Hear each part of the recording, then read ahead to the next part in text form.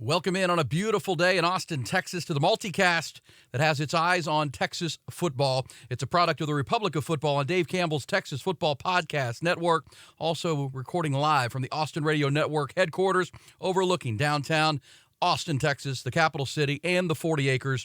This is episode 5 of the multicast that is a staple for Longhorn fans who understand the winning tradition and the pride of the University of Texas will not be entrusted to the timid or the weak ever. He is Mike Craven, a lifelong Austinite who was raised inside the Texas football locker room, currently works as a senior writer for Dave Campbell's Texas Football, formerly at the Austin American-Statesman and Rivals. I'm Aaron Hogan, 33 years here in Austinite, 24 years a fixture on Morning Drive Radio in the ATX, currently the co-host of the B&E Show on the Longhorn flagship radio station, The Horn, and hornfm.com. Mike comes to us this afternoon from his third hotel room in 3 days. He is traveling for his RJ, his real job with Dave Campbell's Texas Football, and we're going to make that a part of our conversation tonight in episode number 5 because you've been to Houston to see the U of H Cougars, the Rice Owls down in Houston, also the Metroplex where you are tonight, Mike, to cover TCU. You're going to hit SMU in North Texas, but we'll talk about the Horned Frogs. You're on your way to Waco later in the week to catch up on the Baylor Bears for spring practice,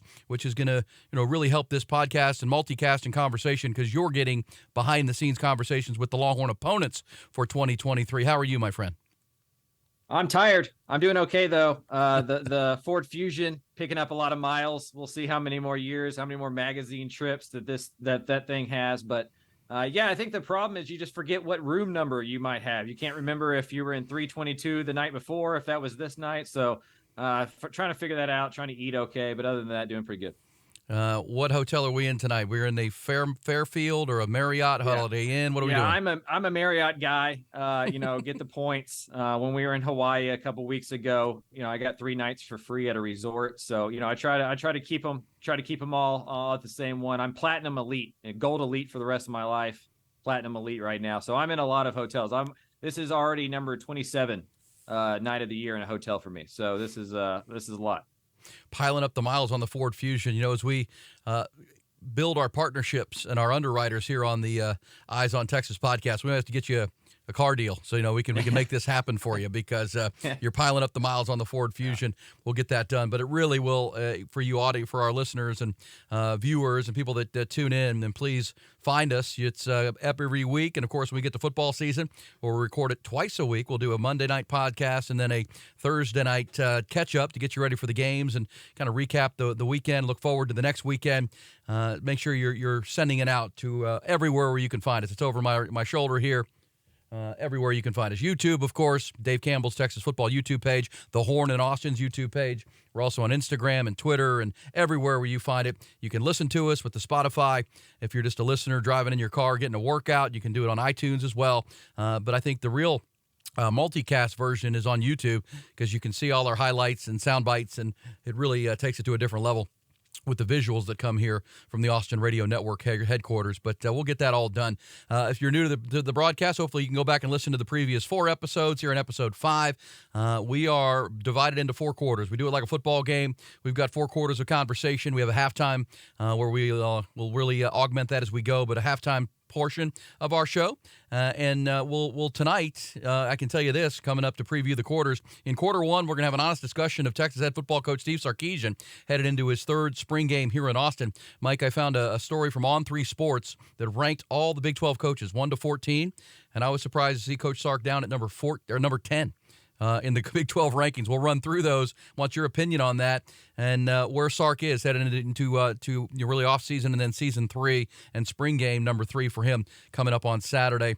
Quarter 2, we'll discuss the 6 weeks of spring, what's been accomplished, where they are, highlights. Of course, there were the big keys going into the spring, improving the passing game, improving the pass rush. We'll hear from Sark from today, an availability he had today on a Tuesday from all of those things. Also in quarter 3, after our halftime break, our traveling co-host, Mike Craven, will provide some insights on what he's gleaned from his trips into Dallas and Houston as they pertain to Longhorn opponents in 2023, Rice and Houston, TCU and Baylor coming up. And in quarter 4, we're going to get a recruiting update and preview Saturday's orange-white scrimmage, which is 1 o'clock Saturday. So we'll get a full preview of that.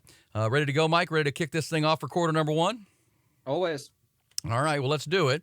Waste no time here. It's going to be a fast-paced conversation. Let's start with this because On Three Sports, and this is one person's opinion, a writer for On Three Sports and the national website, one of many, and they have a Longhorn brand, of course, with Inside Texas. Jesse Simonton, their writer, ranked the top Big 12 coaches 1 to 14 because, of course, Big 12 adding new teams this year, 4 of them.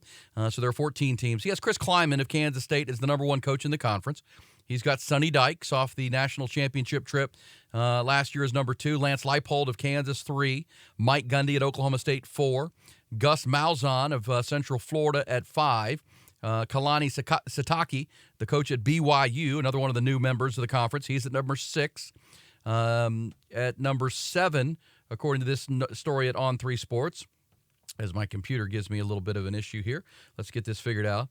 By the way, before we get to number 7 and 8, do you have any disagreement to this point of where we are, Mike? And,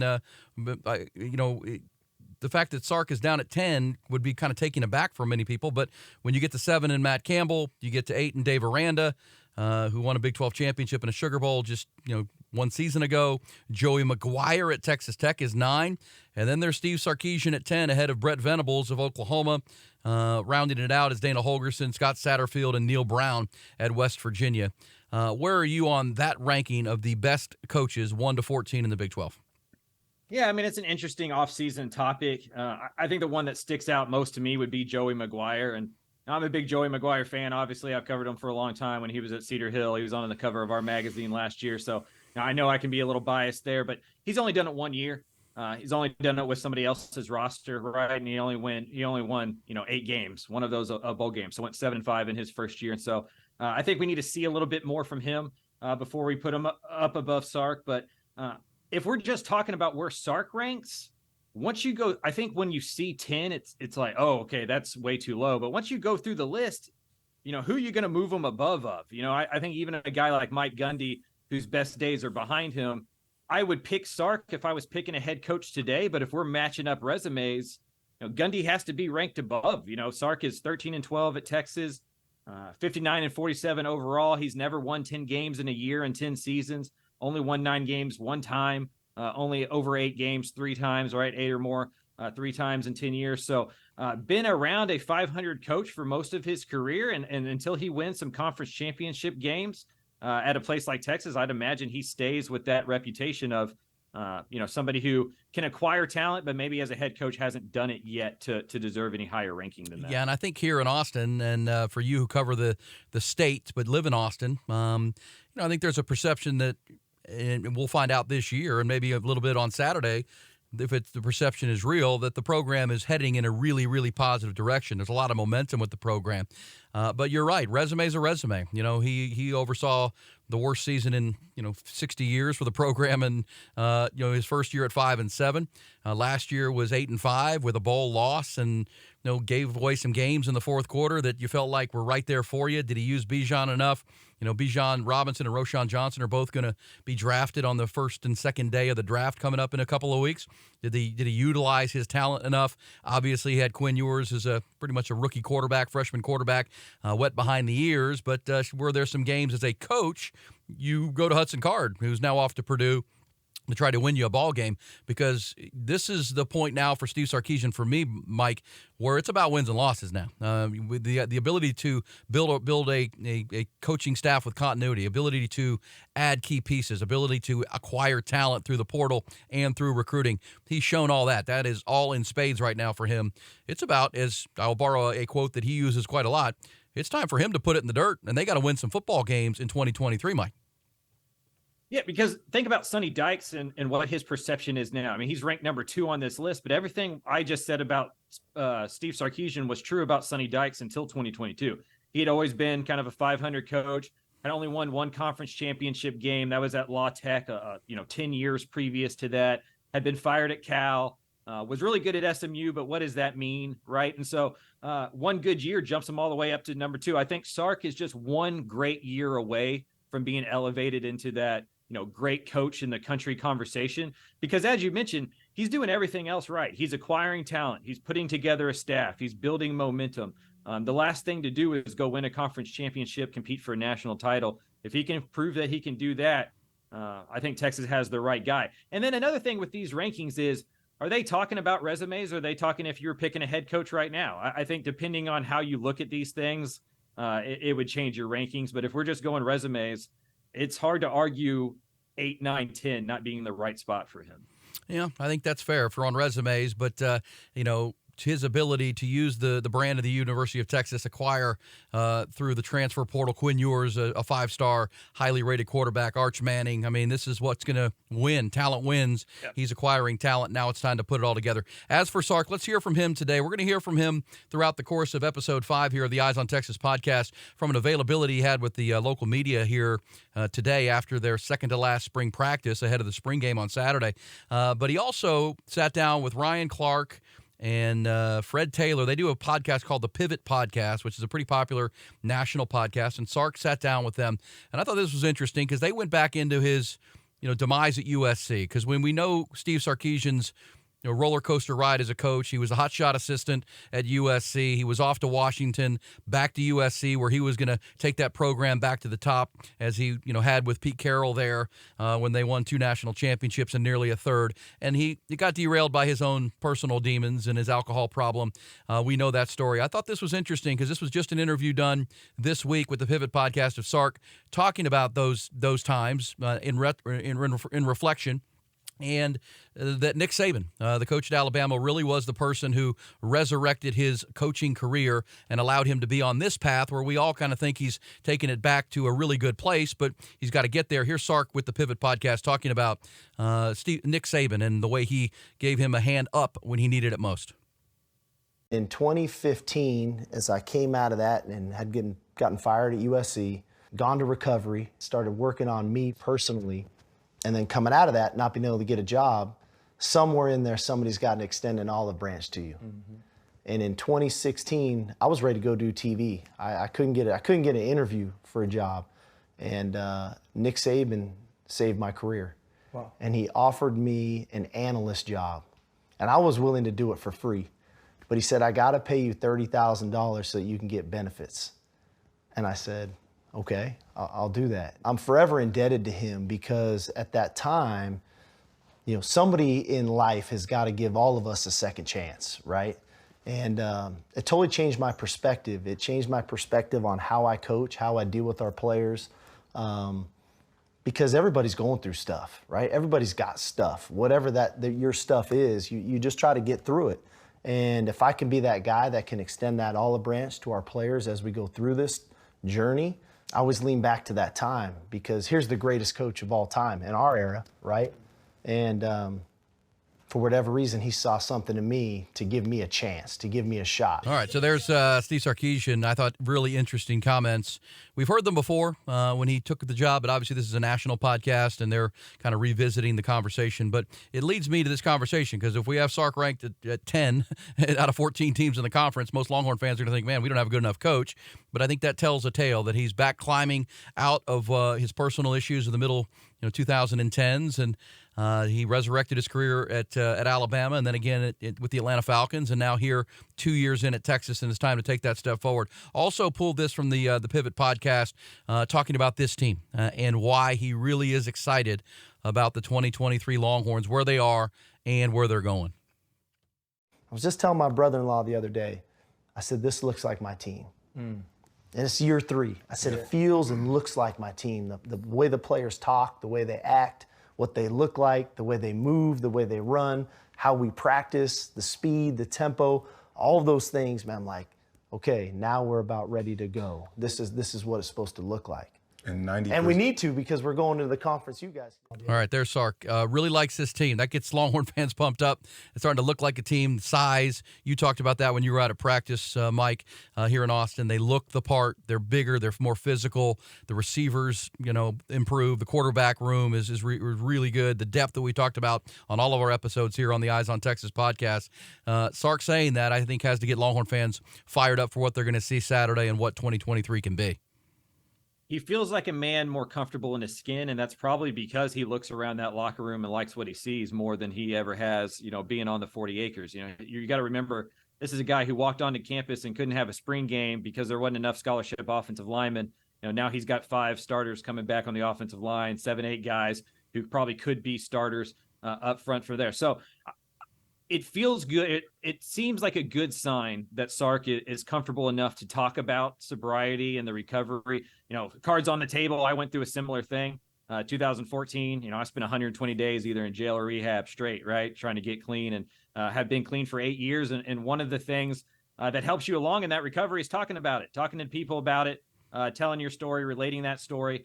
And I'd imagine as a head coach, of a lot of young guys who are going to make boneheaded mistakes, because most of us did when we were 18 to 22, having a past that had some bumps in the roads, and having a past that includes somebody like Nick Saban reaching out to you to give you an olive branch, has to make you more understanding and better at leading a bunch of young men. And so I'd imagine if you ask Sark, he's a better head coach today than he was back then, because he went through all of that. Whether it shows up in wins or losses in 2023 and beyond, we'll have to figure that out. But he does seem like a guy who's as comfortable as he's been in his own skin, and that's a positive thing for a program. Yeah, I think that's well said. And yeah, you battled your own issues with addiction, and you've talked about it openly. And I agree with you 100%. I mean, these young guys in this program, these young people who he's trying to help grow into young men, are going to have challenges, and he can speak to it specifically because he was on the fast track to stardom as a coach, and got derailed by his own decisions and his own addiction, and now he's in a much better place. And that's a great example as a leader that you fail sometimes. Things you have to recover from those things, and you need a hand up. And I think all those things are well said. And it does feel like a good chemistry in this locker room for sure. Real quick and to then, end up. Go ahead, Mike. Just one last thing on that list. Like, I think, as we mentioned, Sark being 8, 9, 10 on that list seems fair. But if we were make a list of who are the best coaches for the University of Texas in the Big 12, this is a different job. And I think Sark is more equipped for the challenges in Austin and the University of Texas than some of those other guys on the list.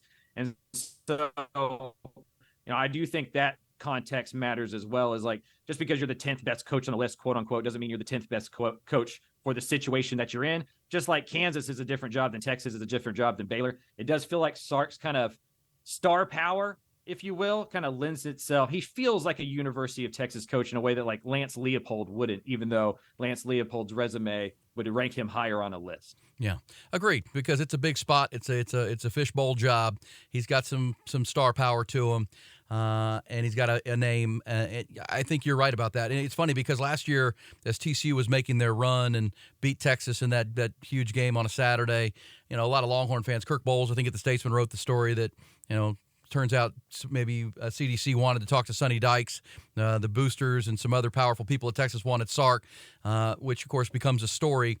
But in the end, as I said on the radio that morning and throughout that week, what would Texas fans have said if Texas hired Sonny Dykes? That would have gone over like a wet blanket. That would have not been popular. That's why they didn't do it. Right. That would have not been popular. Might have been the right hire. I love Sonny. I loved his dad. Love what he's about. But again, knowing this fan base for 25 years covering the program, and you've been around it your whole life, Mike, that would not have been a popular hire. That would have been panned, and that's just how the job is here. And you've got to bring in some star power, and I think Sark brings that. Obviously, this is the year to show that. All right, that's going to wrap up our first quarter. A little Sark conversation. Where does he rank in your mind? We'll certainly put that out there on our Eyes on Texas Twitter page and Instagram here after episode 5 drops, and get your thoughts on it.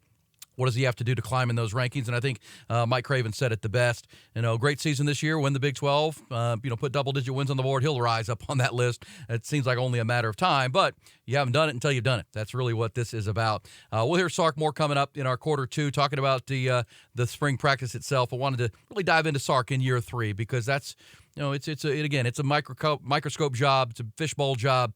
A lot of pressure on Coach Sark and this staff and these players to deliver a really good season, because 5-7, 8-5, not good enough through the first 2 years, but the signs are there that things are about to tip in a very, very good direction.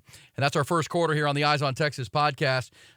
We know that it is a product of the Republic of Football on Dave Campbell's Texas Football Podcast Network. Also on the Horn FM right here in Austin, Texas, the flagship station for the Longhorns.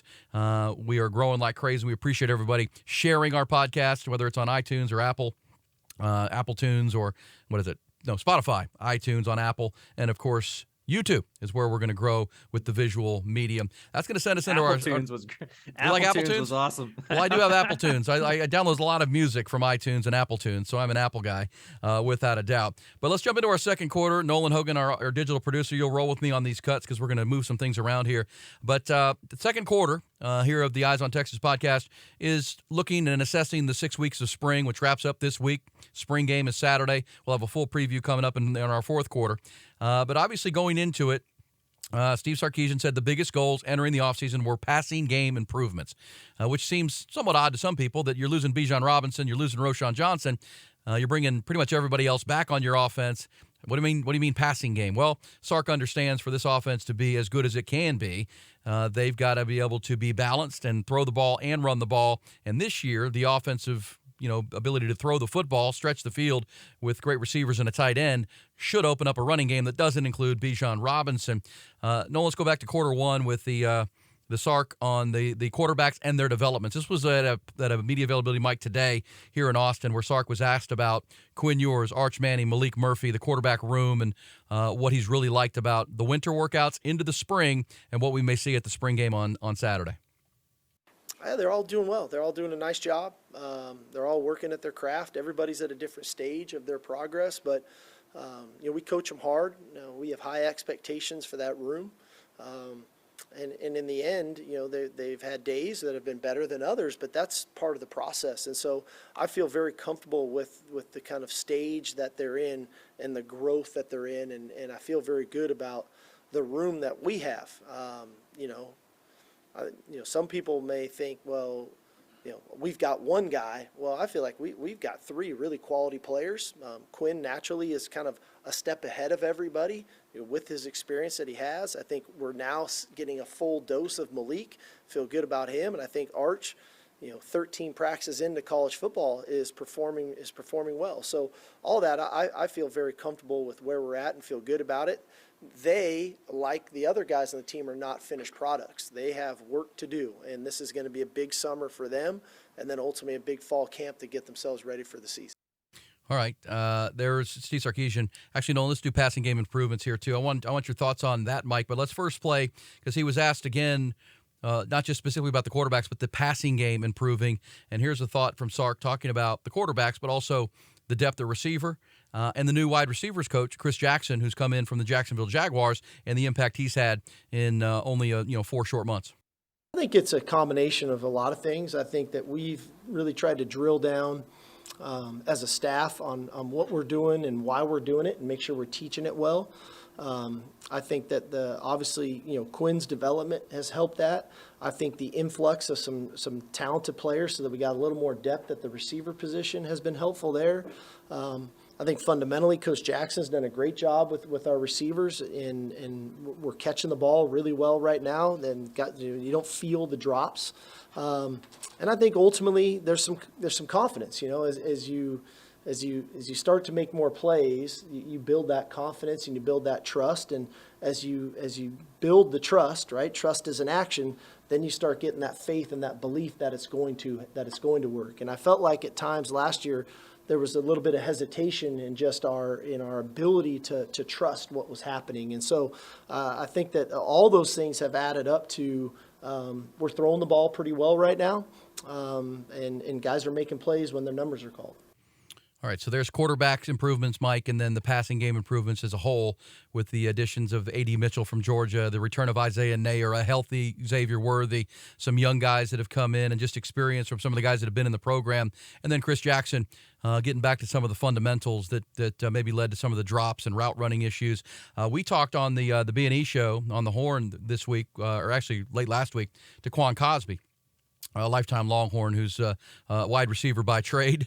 And he was out at a practice last week and said, man, he really noticed the precise route running and the attention to detail, which he thought was lacking even under Brennan Marion last year and in previous years, where, the offense is such a precise offense, Mike. Throw into a spot. If it's a 24-yard out, it's a 24-yard out. If it's a 6-yard out, it's got to be 6. There has to be precision because the quarterback's going to throw it to where he needs you to be.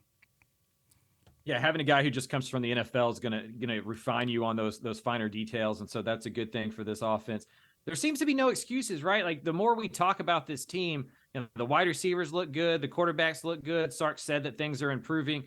To me, it's not about talent and who's there and who's not there, because we know that they're as good as anybody at the skill positions. You mentioned all the wide receivers they have, JT Sanders at tight end, 2 5-star quarterbacks, and then also Malik Murphy in there.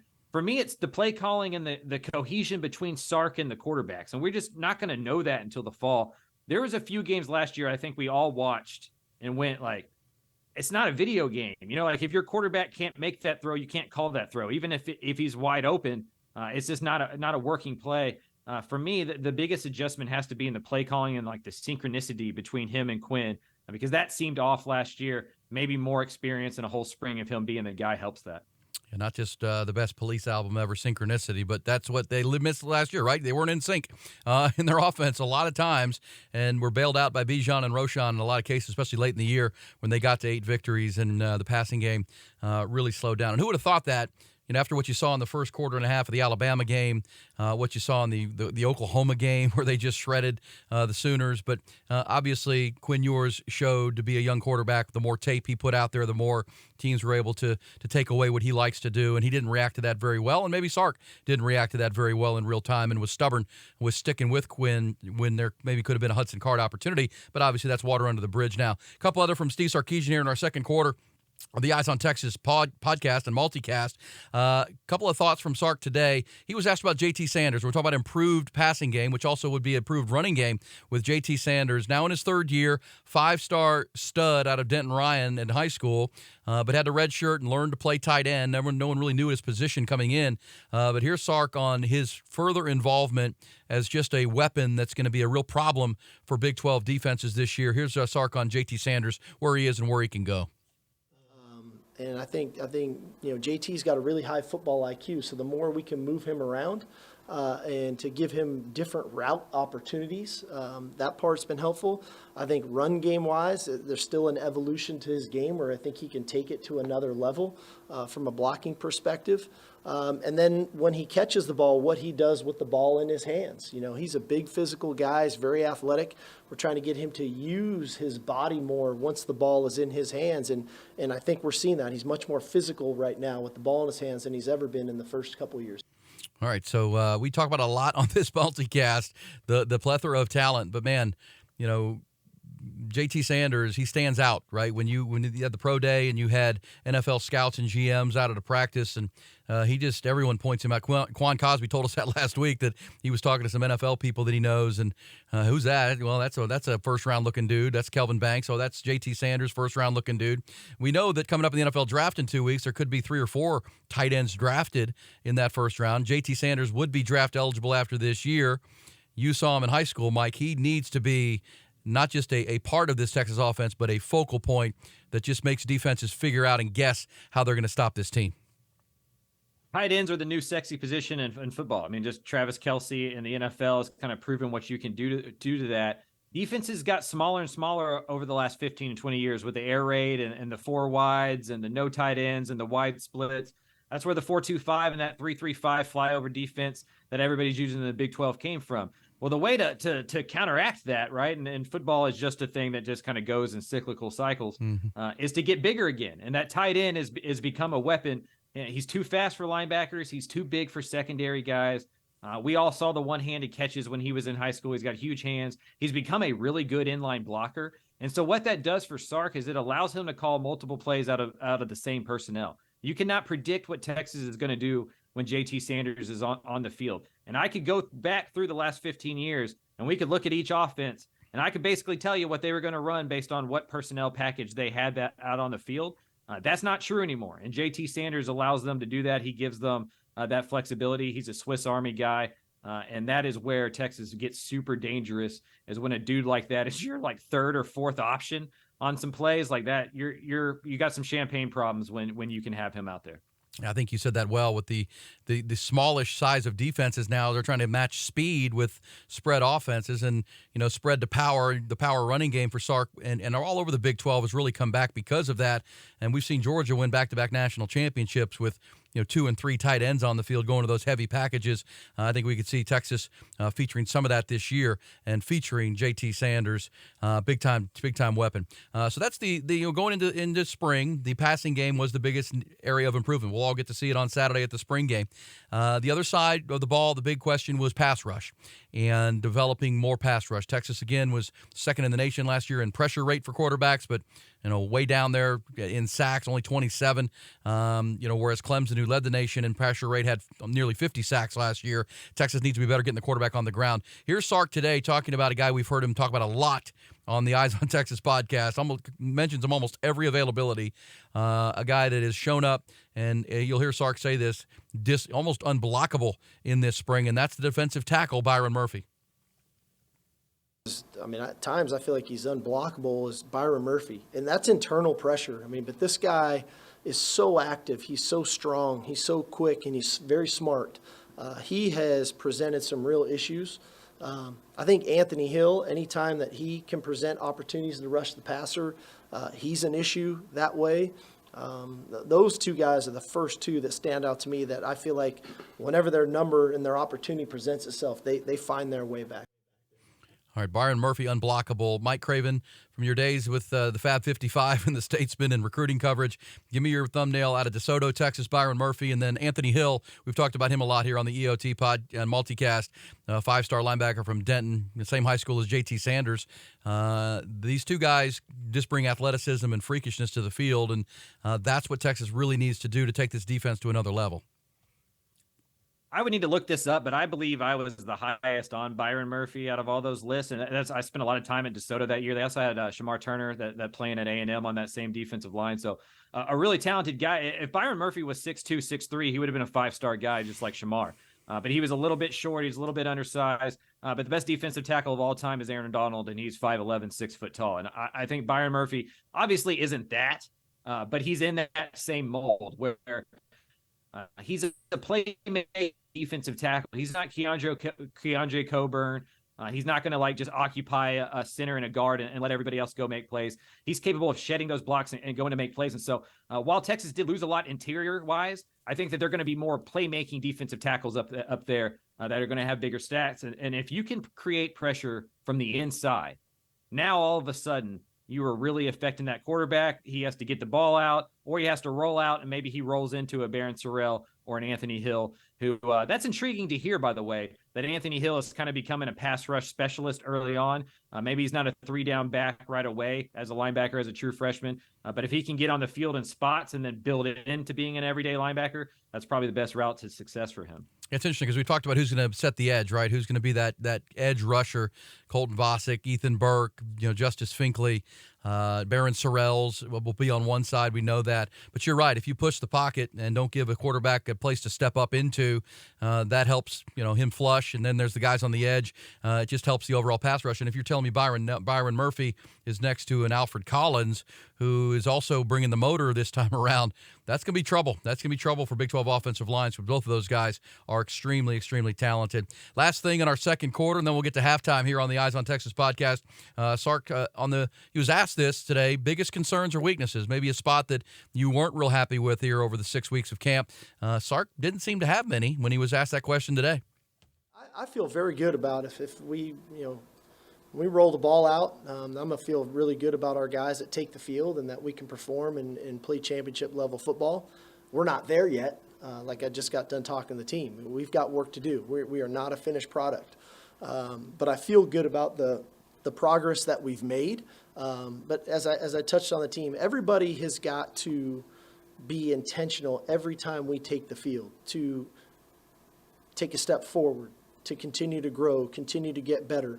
Because in football, there's no flat roads. You're either getting better or sooner or later you will start to gradually get worse. And that's when you retire from the game, right? We see it all the time.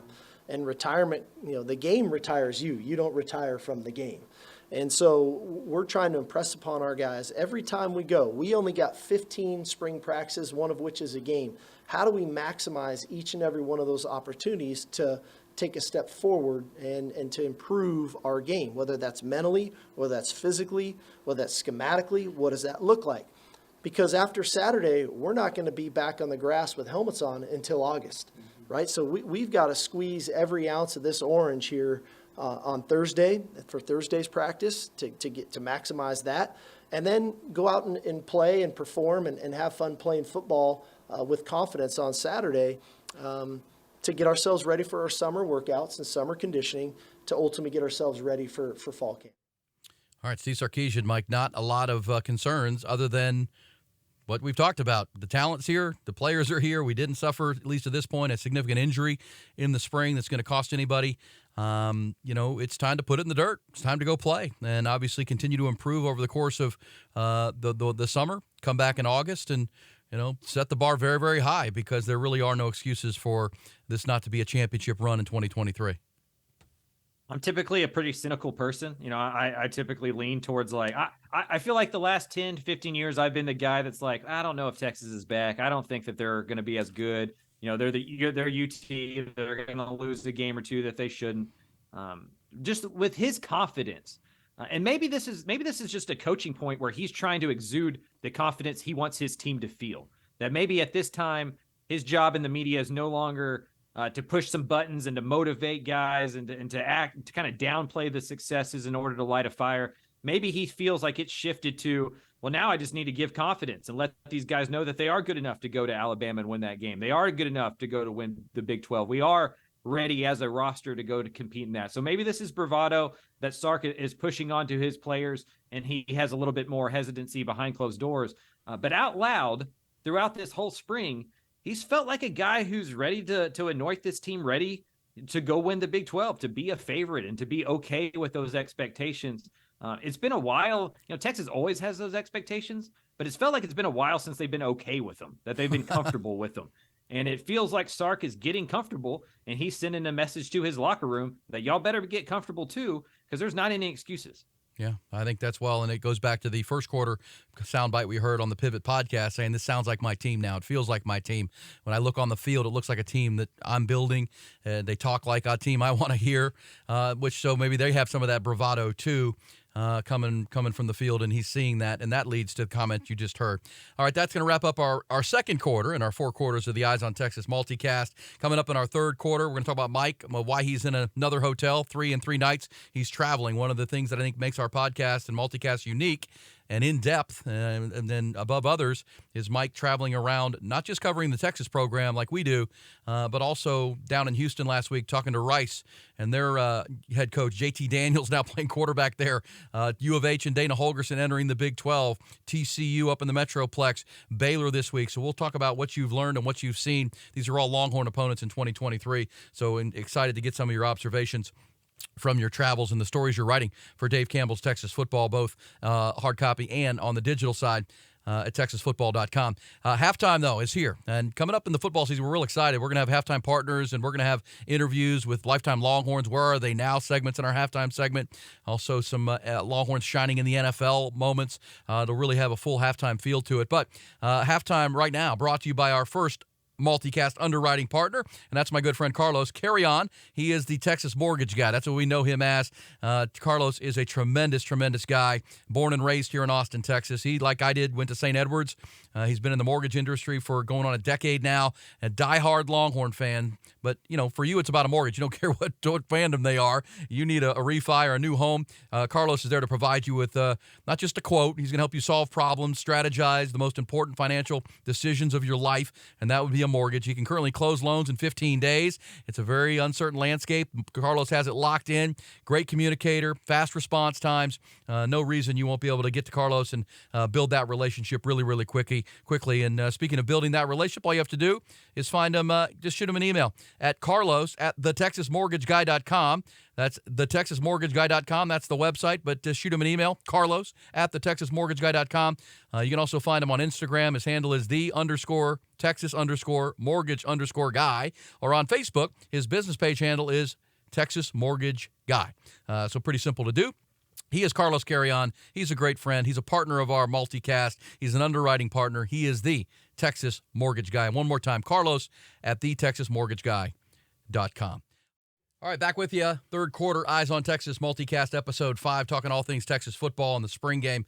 But as we say, Mike Craven is traveling in his Ford Focus. He's all over the Lone Star State, the great state. Was down in Houston last week, in-depth behind the scenes with the Rice Owls program, the Houston Cougars, and right now up in the Metroplex. He's visited TCU today, and yesterday he'll be down in Waco tomorrow. So really, and this is important stuff for the Eyes on Texas multicast, it's not just Texas, but who they're playing, and it's an interesting conversation. I know in the 2023 schedule, the Longhorns only play 2 of their 12 games outside of the great state, so outside of Texas. They play at Alabama and they play at Iowa State. Every other game is in the state of Texas, either at home or at a place like Houston or Waco or Texas or TCU. Of course, the Oklahoma game is in Dallas, and we'll talk some Sooners football coming up as well on future episodes. But let's talk about the teams you talk to. And give me behind the scenes, Mike. When you go in to meet with these coaches and teams, what is your normal game plan? How do you attack this, whether you're at Rice or SMU or TCU or Houston? Some teams are easier to get access in than others. I'll allow y'all to kind of guess. I'm sure you could which ones are tougher than the other 10. But I tend to go to a spring practice. They let me kind of behind the window, let me watch the spring practice because I don't get to go to all of them just because I'm covering 13 different teams. You just can't get to a bunch of openings. So like today I went to North Texas. I watched practice from 9 to 11. I met with a couple players, met with a couple coordinators, met with the head coach for about 20, 30 minutes. It's kind of like what Phil Steele does for his, magazine. You just go talk about a few overriding topics at the beginning, maybe talk about a few college football general stuff at the beginning, and then just position by position. What do you got at quarterback? What do you got at running back? What do you like at wide receiver? What concerns you at offensive line? So you just kind of go through position by position with the head coach and get some stuff from the players, get some stuff from the coordinators, and then try to decipher all of that into about 2,000 words and then put it in the magazine, and that comes out in June or July. There you go. Got to compile the info. Easy. And I will tell you, when we wrap up our spring practice coverage next week on episode 6, starting with episode 7 and beyond, we're going to try to set up Zoom interviews and interviews with all the coaches that we can on the Longhorn schedule, especially the ones in the state of Texas that you cover, Mike, to be able to get live interview conversations and thoughts about how their spring practice went, how they're feeling headed into the offseason, because they are teams the Longhorns will face here in the 2023 season. Let's start with the first team on the schedule. That's the Rice Owls. They've got a very familiar name and face at quarterback now. JT Daniels, who's kind of the poster child for the transfer portal. I think he's at his 4th different school now. He will be playing for the Rice Owls. What'd you learn about Rice and what they're all about? I mean, they're going to be better. They won 5 games last year. They won 4 games the year before. So under Mike Bloomgren, they're building baby steps. They need to get to 6-7 wins. It's a big year for Mike Bloomgren. He hasn't had a winning season yet. So he needs to have one to stick around. They're in a new conference in the American. So the talent level is raised. Obviously, Texas just shows up and plays like Texas, and it shouldn't be much of a competition. But their biggest problem has been quarterback. Rice has started more quarterbacks since 2018 than any other program in FBS because they've had so many injuries and inconsistencies there. They threw an absurd amount of interceptions last year. They threw 4 interceptions in like 4 games or something crazy like that. So if JT Daniels can show up and provide a little bit consistency to that position, they're going to be better. Luke McCaffrey at wide receiver is going to be good. That's McCaffrey's little brother there at Rice, former quarterback. Sean Taylor's little brother also plays safety for Rice, so they got a couple famous last names back there. But a program that's improving, obviously not enough to compete with Texas, but they do feel like they're going to be as good as they've been in about 5 to 10 years. Yeah, JT Daniels, you maybe have to do a full expose piece on him and his travels and how this has all worked out from USC. What's funny is, so Mike Bloomgren, for those who don't know, was the offensive coordinator at Stanford during like the Harbaugh years, right, in the early David Shaw time. And he recruited JT Daniels, he says, at like 12 years old, right? Like he was one of the first guys to see JT Daniels because he was a 5-star out in California. So they've known each other for about 10 years. And Bloomgren joked that he's offered him a scholarship, 5 different years because he keeps entering the transfer portal. Rice apparently finally got the nod. So we'll see what he's able to do at that level. Interesting. Four spots. He was USC as a 5-star kid. Texas actually saw him here as a freshman at USC. That's right. In the Tom Herman days. Then he went to Georgia. Then he went to West Virginia. Now he's at Rice. And Mike Bloomgren finally got his guy. And he'll be the quarterback, the first quarterback the Longhorns will see injury and providing no injury between now and then, hopefully, JT Daniels will be the first quarterback the Longhorns face. Obviously, the second game is Alabama. We'll preview the Crimson Tide. They've got a lot to replace. But on your tour, you also visited the University of Houston, which is an early game for the Longhorns down in Houston. They're going to play at the new stadium there, 40,000, 50,000 seats on UH campus. Dana Holgerson is the head coach. Might be in a little bit of a hot water situation for him right now, kind of a show it. He's got Tillman Fertitta, owner of the Houston Rockets, the billionaire who, he's helped invest. He's kind of the T. Boone Pickens of the U of H program as far as money goes, and he's expecting more than maybe they got last year. They're moving into the Big 12, which is a huge step. They've been begging as a fan base to join this conference for a long, long time. Clayton Tune, their quarterback, has moved on. What'd you learn about the Cougs? It's a big year for Holgerson. He was hired to put Houston in this position. I mean, he left West Virginia, Big 12 school, and everybody, was like, oh, why would you go from the Big 12 to the American? Well, it's because he knew Houston was going to do this, right? Like this was on tap. This was going to happen. Him and Tillman are really good friends. Holgerson's a big Houston guy. That dates back to like the Tech Leach years when he was an assistant out there. Houston was his recruiting ground. So this is the job that he's wanted. But they're going to have a new quarterback. They lose Tank Dell at wide receiver as well. Some really big pieces on the defensive side. And so I'm not sure that roster is ready to compete weekly in the Big 12. That game against Texas is going to be a huge one. That's their Super Bowl. They get that on campus. It's not going to be at NRG. That they want that on campus. They want to sell that out. But they have a lot of questions. They need some offensive line help. They're going to look into the portal over the summer, and they have a lot of guys that they're going to count on that just aren't on campus yet. So a lot of question marks for the Cougars. They got Donovan Smith, the Texas Tech transfer quarterback, to take over for Clayton Tune. Alton McCaskill, a really good running back as a true freshman who missed all of last year with an ACL tear, will be back. So maybe not the high-flying Houston Cougars attack we're used to with the Dana Holgerson team, but they're going to have to play better defense, and they're going to have to figure out how to replace that production on offense. Or like you said, the seat is going to get warm for Dana Holgerson. This is a fan base that's waited 20 plus years to get a seat back at the big boy table in college football. They don't want to just be at the table. They want to eat. And so they're going to ask Holgerson to do that. When Applewhite got fired from Houston, the AD famously said 8 wins isn't good enough at Houston.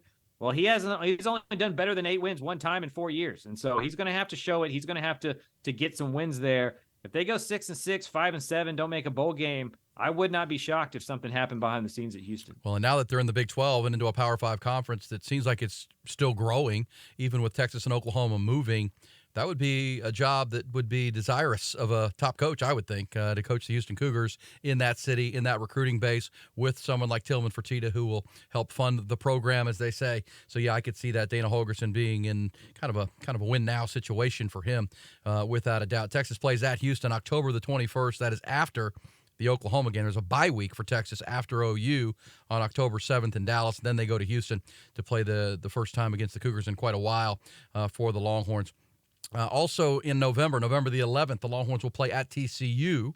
And TCU, of course, what a season in year one for Sonny Dykes. Max Duggan, Heisman Trophy finalist.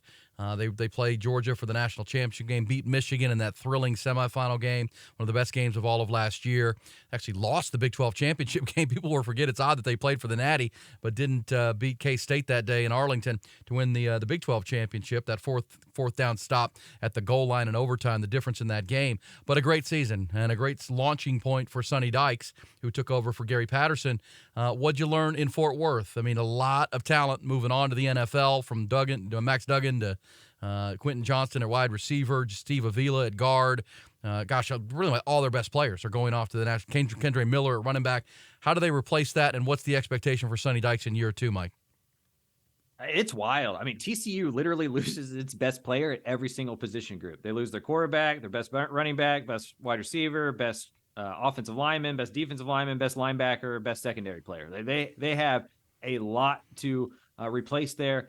But if you take away Texas and Oklahoma, nobody's recruiting better right now than TCU. And that cupboard wasn't bare. Obviously, he was able to get to the national championship game. And Sonny Dykes has been transfer portaling before transfer portaling was cool. I mean, he got Nick Foles to Arizona, Shane Buechele at SMU. He's always been a transfer portal guy before that was in vogue. We need to remember, Chandler Morris won this job going into last year. He was the starting quarterback game 1 against Colorado. He got injured in the first half, and the rest is history.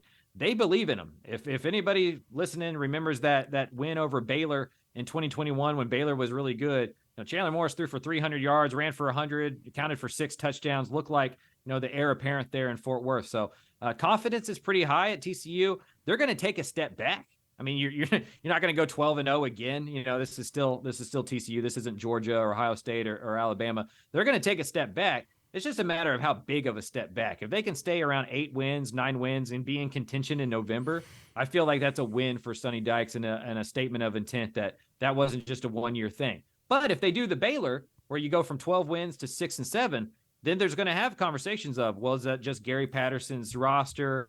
Was it kind of luck? Here comes Sonny Dykes again. And so it does feel like for a team that went 12-0 and won a Fiesta Bowl, that there's a lot to prove in Fort Worth just to make the fan base understand that, like, this isn't just a one-time deal. Yeah, they did hit the portal again, got some significant kids from Alabama, as a matter of fact, coming into that portal. And, they lose their offensive coordinator, Garrett Riley, who was the assistant, coordinator of the year, the way he ran that offense and led Max Duggan to the Heisman Trophy as a backup quarterback when the season began. You mentioned Chandler Morris, the Oklahoma transfer.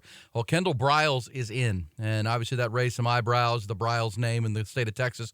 Of course, they used to have a rivalry with Art Briles and Baylor at TCU with Gary Patterson. What was what'd you find on Kendall Briles, his assimilation into the Sonny Dykes offense? It's so weird. Like, it's so weird having the Briles in the TCU office like that. I mean, that would have been like a crime being called or something like that. Now Jared Stidham's doing workouts in Fort Worth. And so that one's just an interesting deal. When Garrett left for Clemson, and you're never going to fault an offensive coordinator for leaving from TCU to Clemson. His next stop's going to be a Power 5 job. So good for Kendall for cashing in, or good for Garrett for cashing in on that. But you got to remember, Sonny Dykes is a Mike Leach dude. He's an air raid guy at heart. And so he wanted to go hire an air raid guy. And as close as you can get to that, and a guy who runs an offense similar to what he's doing is Art Briles, who was on that, or Kendall Briles, whose father, Art, was on that same staff at Texas Tech. So there was familiarity there, not only scheme, but just personal wise. I think Sonny has a pretty good understanding of who Kendall is and what he's about, at least enough for him to hire him at TCU. And what's nice, or I mean, nice is maybe the wrong word, but what's nice for Sonny and TCU is that market's not the same. That's a Dallas Cowboys. That's a professional market. There's not going to be a whole lot of blowback. He was able to answer 1 or 2 questions, then move on. It's not the same as A&M. It's not the same as Texas in terms of just spotlight on the position. So I don't think that turns into much of a talking point to me about TCU. It's just, how do you replace that much talent and be as good when you don't recruit at the level of Alabama, Ohio State, even Oklahoma, stuff like that. Well, and that was a conversation we had quite a bit last year when TCU was making their run. They were the most experienced and veteran team in the Big 12 when the season began. They had a team that averaged 22 and a half, 23 years old, and Sonny Dykes took a lot of advantage of that, got a lot of guys who had played a lot of football. We know Texas had players that average age was 19 and a half, so a much younger team versus an older team. We saw that in college basketball show up big time in March Madness. Older teams are going to win. They're more they're more veteran players. You can't coach experience. TCU had a ton of it last year, even with a new head coach, and those coaches and Garrett Riley, they just did a great job of maximizing that talent. That's why you kind of think Sark with a team now that could be in early 20s and more experience and more depth, plus bringing in portal players, could surpass TCU, and probably should, because they're going to lose a ton without a doubt. So there's Mike Craven, Dave Campbell's Texas football thoughts on 3 spots he's traveled to in the last week: Houston and Rice, and of course TCU. You'll be in Waco this week, Thursday. You'll be down there in Baylor to see the Bears and Dave Aranda. Any pre-thoughts on what you're walking into there as far as the story and what you're going to find out? Baylor's one of the more fascinating teams in the state to me, because think of the 3 years they've had under Dave Aranda, from 2-7 to 12-2 to 6-7. Yeah. Who is Baylor? Is Baylor more that 12-win team where Dave Aranda's personality is a little quirky and fun, and he's just a different kind of philosopher coach? Or is that program a little bit stale and one that's fallen behind with recruiting in terms of TCU and Tech, and what are they going to do at quarterback? And so he replaces defensive coordinator. He's a defensive guy at heart. What is that going to look like? When they were really good, they did not allow more than 30 points. Last year, they did it 6 times. And so they're going to have to get better defensively, and then they're going to have to figure out quarterback positions. But to me, Baylor, along with A&M, feels like the team that there's the biggest variant of differences in results, right? Like if you told me Baylor was 10-2, or you told me Baylor was 4-8, I don't know how shocked I would be at either one of them. They could fall anywhere in that gambit. Some of that's just about how the Big 12 is a coin toss league, but some of it's just I don't know who Baylor is under Dave Aranda. I think we're still trying to figure that out. Well said. Well said. Yeah, 3 odd years. Terrible year 1. Fixed the offense in year 2 with Jeff Grimes and that spread power run game that they ran and outside zone. And then that kind of got figured out last year, and their quarterback didn't step forward. Blake Shapen like they had thought. And as you said, the defense not nearly as good with guys like Jalen Petrie and Terrell Bernard off to the National Football League, who made all their plays. You can't. This is what we're going to see with TCU. It's hard to replace that many NFL players in one off season and one cycle. Sonny Dice is going to try to do it. Dave Aranda struggled with it last year, without a doubt. That's going to wrap up our third quarter. Appreciate Mike Craven and look forward to reading those stories when they hit Dave Campbell's Texas Football.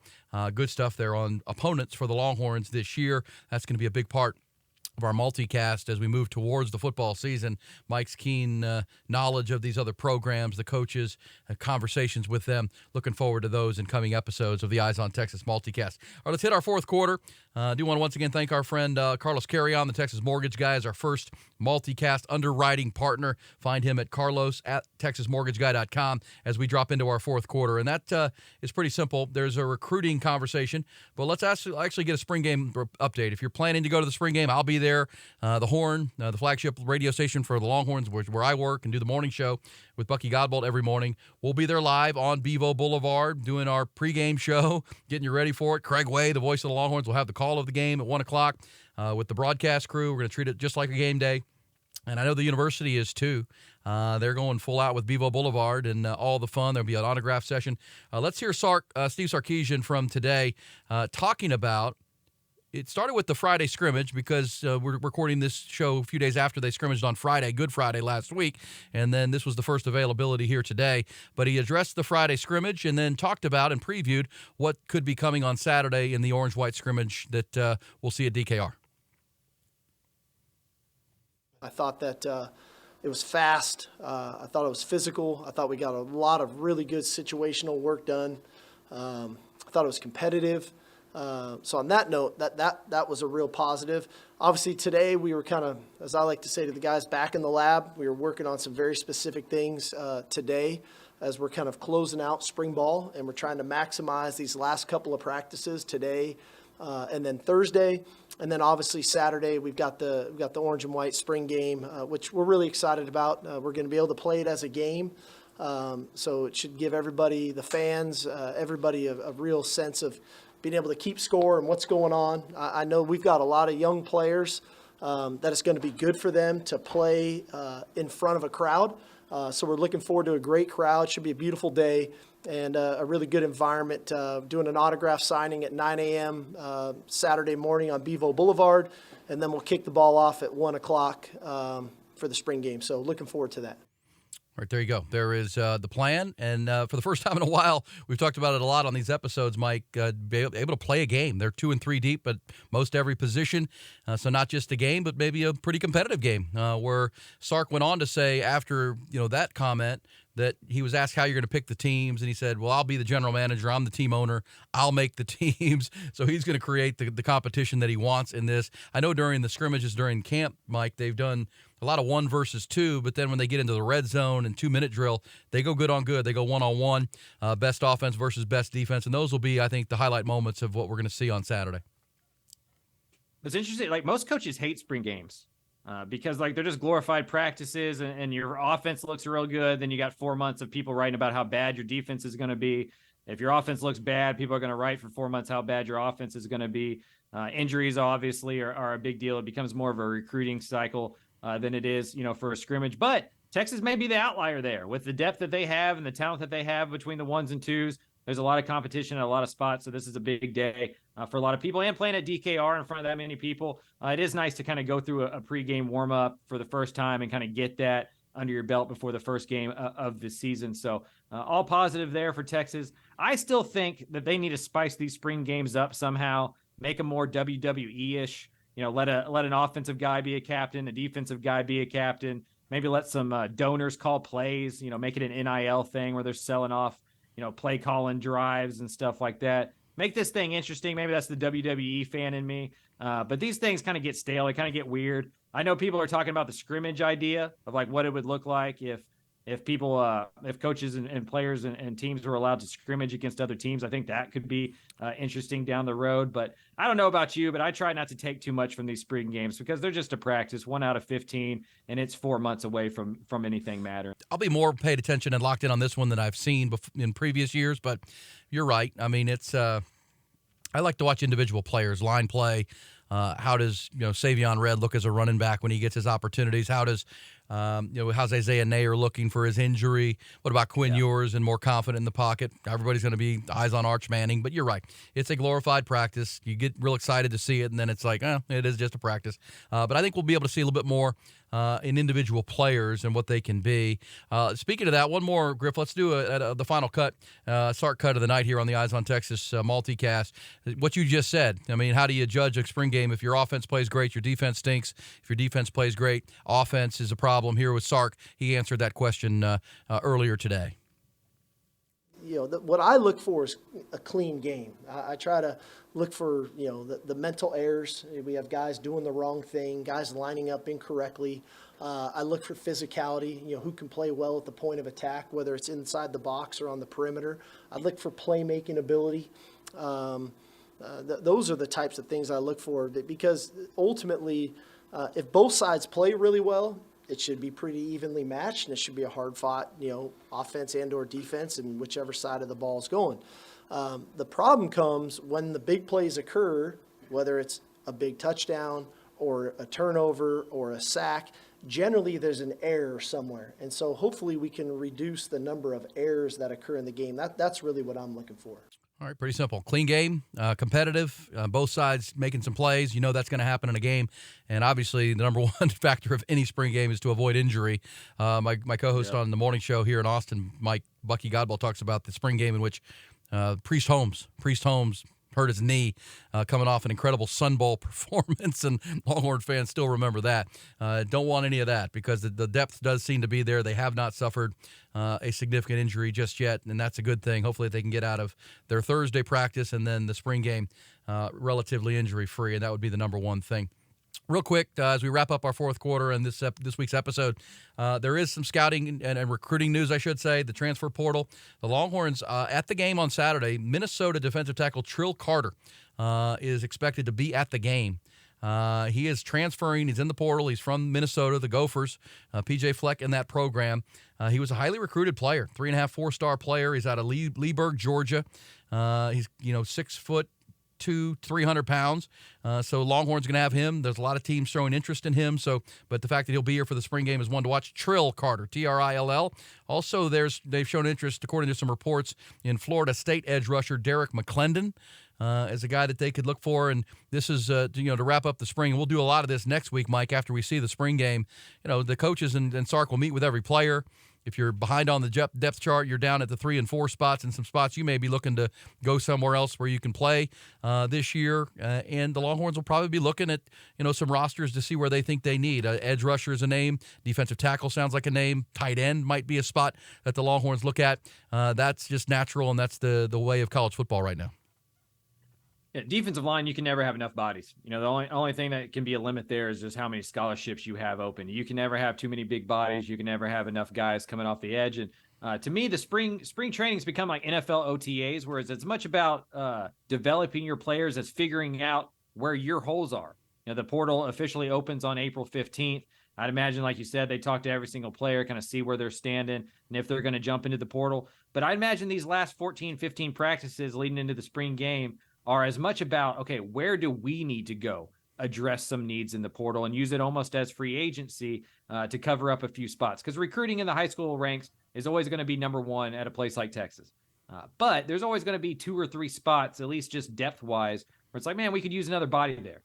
If you're able to bring in quality transfers just to shore up depth, to me, that's the biggest advantage of the transfer portal era for a program like Texas, is the ability not to just bring in starters, but to bring in quality depth and quality backups and guys who have started other places and put them as maybe the third or fourth defensive tackle. And now all of a sudden you have a real rotation there. Yeah, that's always well said, and that's the new age. And again, I do think the Longhorns, when you're healthy as a program now in this day and age of college football, I think attrition off your own roster is to be expected because guys realize, oh man, that 5-star linebacker that came in, I might not be playing much this year. I think I could play at a different place or a different level, and they'll naturally kind of move on, and then you can add your own pieces. I wouldn't be surprised, Mike, to maybe look at running back, just based on what we've heard this spring with C.J. Baxter, with Savion Red moving from receiver. Jonathan Brooks has been wearing the bubble wrap this camp. We'll get to see him a little bit on Saturday, I have to imagine. Keelan Robinson is still there, Jaden Blue, but you've gone through that Jaden Blue and Keelan Robinson are kind of edge players. They're not really between the tackles runners. Jonathan Brooks would be the only experienced player that can hump it up in there as a every down back, it feels like.